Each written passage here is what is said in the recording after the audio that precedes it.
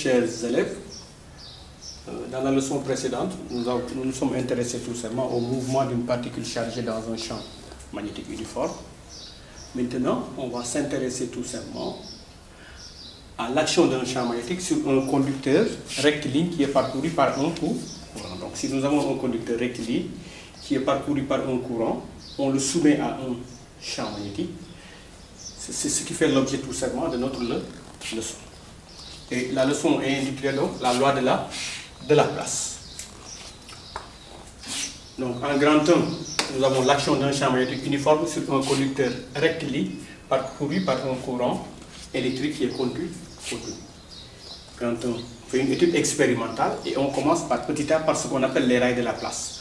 Alors, les rails de la place, c'est deux rails qui sont parallèles, comme les rails, passe le train, deux rails qui sont parallèles. Et ces deux rails-là, on peut les disposer horizontalement. Alors, ces deux rails sont insérés dans un circuit électrique. Et on pose une tige tout simplement sur ces rails-là, perpendiculairement. Donc, c'est comme si on avait les deux rails qui sont comme ça. Et là, on a ici une tige qui est posée dessus. La tige aussi, elle est conductrice. Alors, ce qu'on remarque, c'est quoi? Lorsque l'on ferme l'interrupteur K, quand on ferme l'interrupteur K, ça veut dire que l'intensité du courant, autant pour moi, on constate que s'il n'y a pas de courant, ça veut dire que l'intensité du courant I égale 0. Et il n'y a aucun champ magnétique B égale à 0. La tige demeure dans sa position. Deuxièmement, on ferme l'interrupteur K. Donc, ça veut dire que l'intensité du courant est différente de 0. Mais toujours, il n'y a pas de champ magnétique B égale à 0. La tige demeure immobile toujours.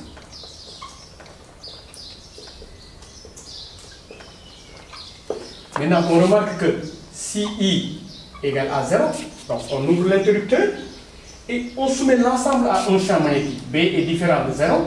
On voit toujours que la tige est immobile. La tige garde la même position. Maintenant, si on fait passer un courant électrique à travers le circuit et qu'il y ait un champ magnétique, on constate que la tige tout simplement se déplace. Donc la tige est mobile. Soit la tige se déplace dans ce sens ou bien dans ce sens-là. Mais la tige se déplace. Comme la tige se déplace, donc ça veut dire que la tige est soumise à une force F. Là, c'est soumis à un champ. Il y a un champ B. Il y a un champ magnétique B qui est ici. Hein? Donc si nous avons B qui fait comme ça, le champ magnétique B qui est comme ça, tout simplement vertical, on aura la tige se déplace vers la gauche.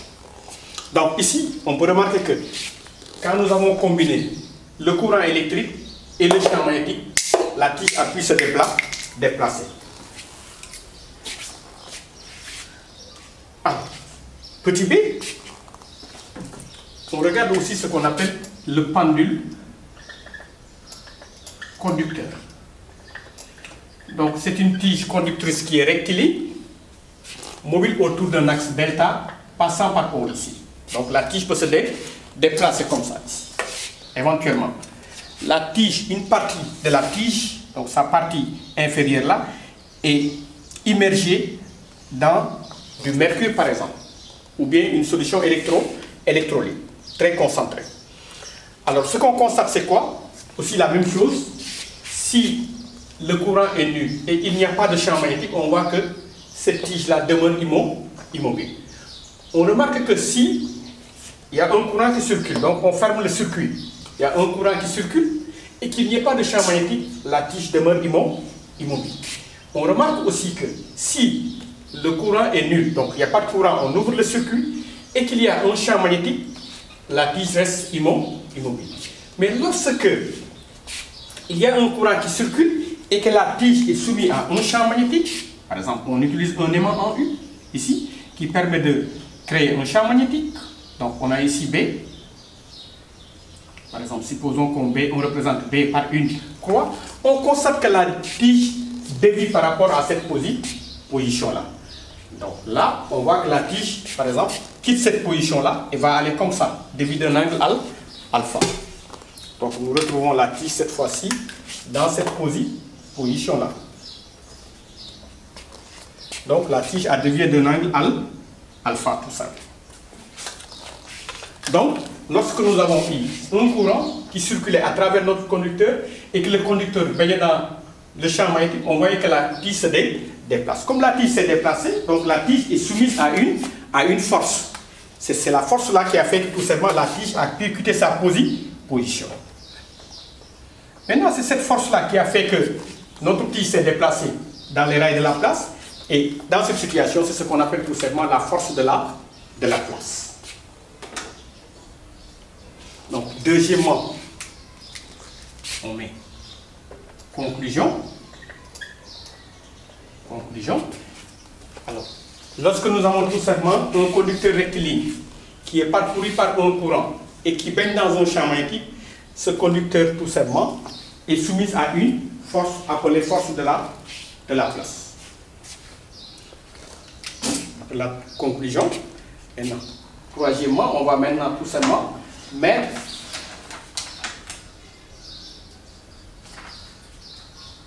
la loi de la place. Donc, troisièmement, loi de la place. Loi de la place.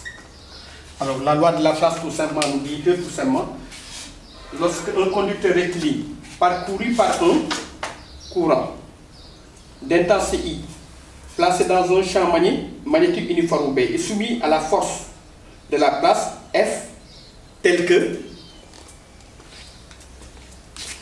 la force F, qu'on appelle force de la place, va être égale à I, L, vectoriel B. Donc là, il y a le produit vectoriel qui revient. Alors, I c'est quoi? Donc, je reprends.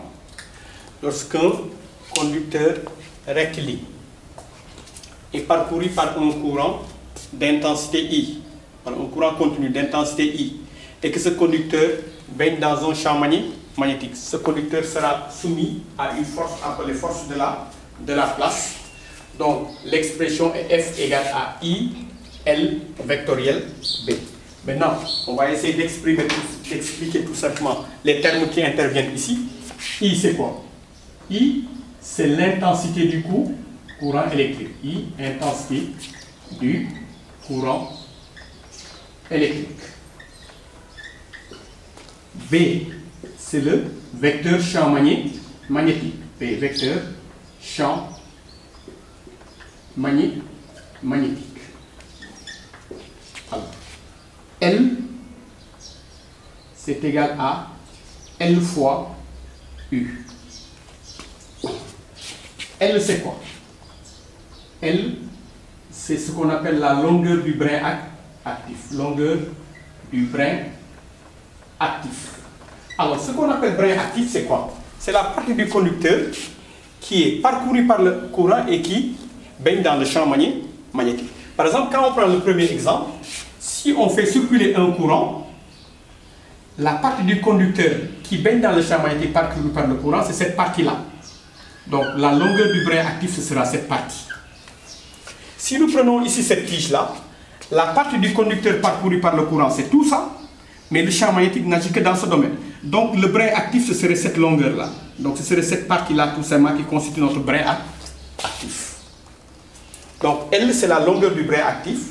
Ça peut ne pas être la longueur de la tige. Maintenant, si toute la tige est immergée dans le champ magnétique et est parcourue par le courant, L devient égale à la longueur de la tige. Mais attention, L, c'est la longueur du brin actif, partie du conducteur parcourue par le courant et qui baigne dans le champ magnétique. Donc, c'est la partie du conducteur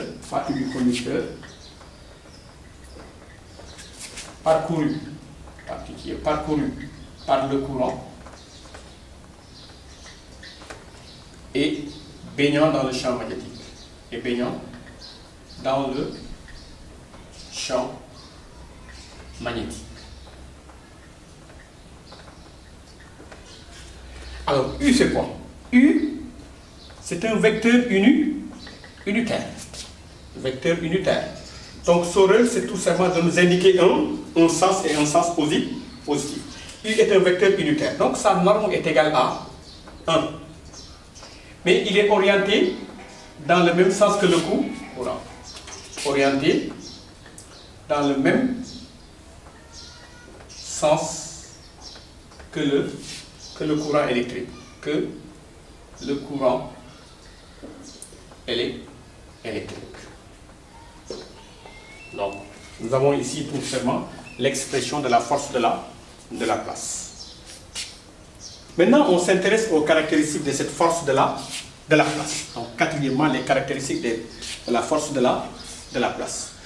On avait dit que F est égal à I, L vectoriel B. Alors, I, c'était l'intensité du courant. L, c'est L fois U. Donc, L a pour norme la longueur du brin actif, orienté dans le sens du courant. Et B, c'est le vecteur champ magnétique. Alors, qui parle de caractéristiques, on va commencer donc par le point d'application de cette force. Où s'applique cette force? Le point d'application, c'est le milieu du brin actif. Le milieu du brin actif. Donc, si nous avons ici un conducteur qui est parcouru par un courant, par exemple, et qui baigne dans un champ magnétique, et que le domaine où règne le champ magnétique, c'est ce domaine-là, ce domaine-là. Sa largeur c'est D. Donc le brin actif, ce serait cette partie-là qui constitue tout simplement le brin actif. Voici le brin actif. C'est cette partie-là qui va être le brin actif. On va chercher son milieu. Le milieu. Et la force F va s'appliquer au milieu du brin actif, le point d'application. Quelle sera sa direction maintenant? Sa droite d'action. Droite d'action au support. La droite suivant laquelle on va retrouver tout simplement la force. Comme on a dit que F égale IL vectoriel B, donc F est à la fois perpendiculaire au fil, donc L c'était sur le fil, et F est perpendiculaire à B. Donc ça veut dire que F est perpendiculaire au plan formé par le fil et B. Toujours. Donc, comme on l'avait fait avec nos trois vecteurs, hein, si le fil est dans, en général, le fil est dans un plan, si vous avez le fil qui est dans un plan, vous avez par exemple B qui est représenté par une croix ou un point, l'autre vecteur ce sera un trait qui sera contenu dans le plan. Si B est représenté par un point, ce sera aussi un trait. Si on fait tout simplement une représentation dans le plan. Donc toujours deux traits, une croix, un point.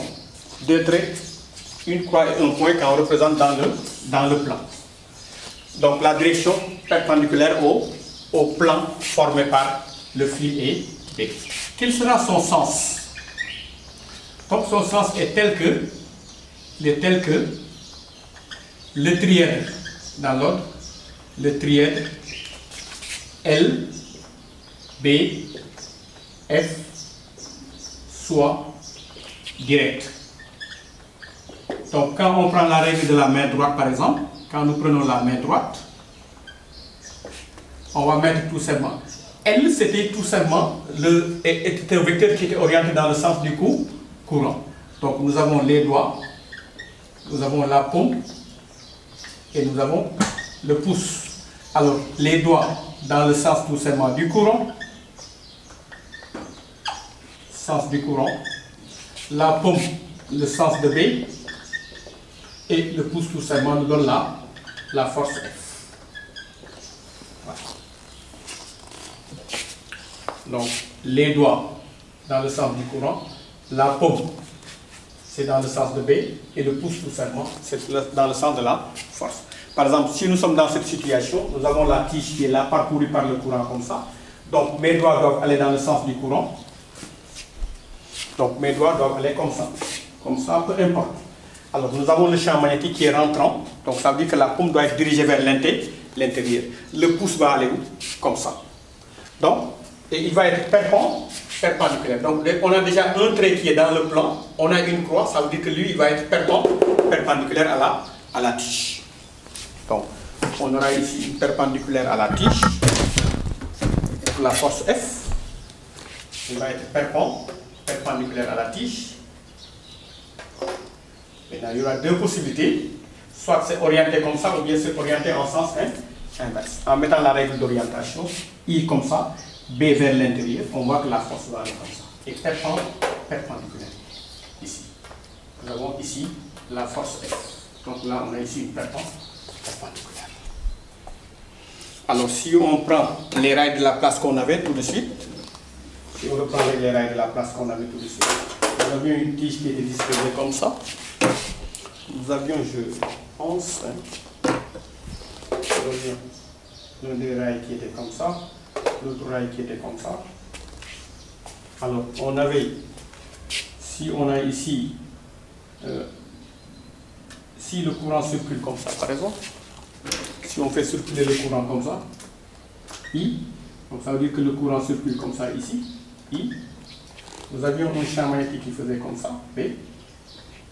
Alors, en mettant le courant allant comme ça, je mets ma main comme ça, la paume vers le haut, nous avons la force qui va aller comme ça. Et au milieu du brin actif, perpendiculaire à la tige, maintenant la règle d'orientation nous donne F qui va aller comme ça. Donc, la tige elle est là, le courant est comme ça, la paume dirigée vers le haut, et vous avez le pouce qui va comme ça. D'ailleurs, si vous en faites une vue de face, ce que vous aurez, c'est ceci. Vous aurez ceci. Vous avez le courant d'intensité I qui sera représenté comme ça parce que ça quitte l'arrière de la tige et ça va vers l'avant. Nous avons le champ magnétique B qui est comme ça. Donc en faisant comme ça, nous avons la force F qui est comme ça. Donc là, on applique la règle de la main droite. Ça, ce sont les caractéristiques de la force.